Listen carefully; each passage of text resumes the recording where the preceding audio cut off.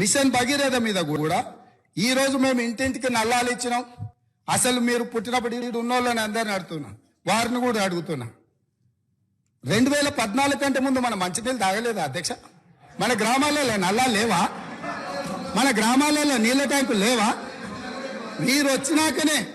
వీరొచ్చినాకనే శివుడి తల మీద ఉన్న గంగను భూమి మీదకి తెచ్చి, భూమి మీద ఉన్న గంగను కాళేశ్వరంలోకి పారించి, కాళేశ్వరం ఉన్న గోదావరి జలాలను మన ఇంట్లలో నల్ల ద్వారా ఇచ్చి మన జీవితాలు ధన్యమైనట్టు, అదేదో వీళ్ళు అద్భుతం చేసినట్టు, అదేదో ఉచితంగా ఇస్తున్నట్టు, ఈ ఉచితంగా ఇవ్వడం ద్వారా తెలంగాణనే దేశానికి నెంబర్ 1గా ఆదర్శంగా ఉన్నట్టు ఈ సభలో నించొని బయట రాజకీయ ఉపన్యాసాలు ఏమిచ్చుకున్నా మనకేం అభ్యంతరం లేదు అధ్యక్ష.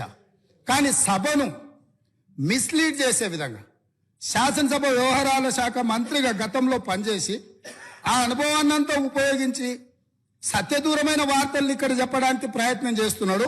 అందుకే మిషన్ భగీరథ మీద కూడా నేను చెప్పదలుచుకున్నా అధ్యక్ష.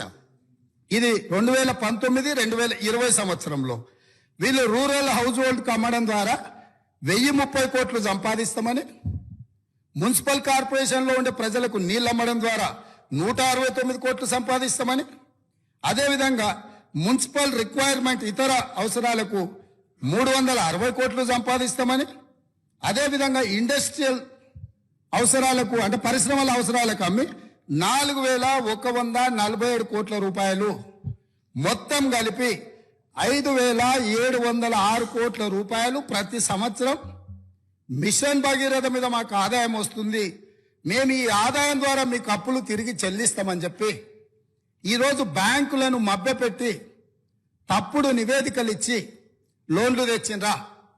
మాజీ ఆర్థిక మంత్రి గారు చెప్పాలి.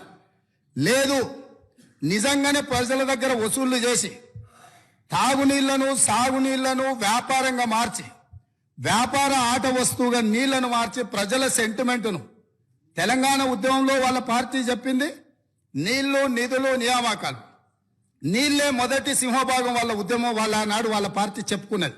ఆ నీళ్ల ద్వారా వ్యాపారం చేసి దాదాపుగా ఒక్క కాళేశ్వరం ద్వారానే 5199 కోట్లు, మిషన్ భగీరథ ద్వారా 5706 కోట్లు, అంటే 10,800 కోట్ల రూపాయలు రైతులను పేద ప్రజలను ముక్కు విండి వసూలు చేస్తామని ఈ నివేదికలు ఇచ్చి అడ్డగోలుగా 1000 కోట్ల రూపాయల అప్పులు తెచ్చి ఇప్పుడు ఈ అప్పులను బయట పెట్టినప్పుడు అవును మా చేతగానితనం వల్ల, మా నిస్సహాయత లేకపోతే అవగాహన లోపం వల్ల ఈరోజు ఇట్లా తప్పు జరిగింది, కాబట్టి దీన్ని సరిదిద్దుకోవడానికి ప్రధాన ప్రతిపక్షంగా ప్రభుత్వానికి సహకరిస్తామని ముందుకు వస్తామని మాట్లాడాల్సిన విషయాలను పక్కన పెట్టి ఈరోజు దబాయిస్తున్నారు.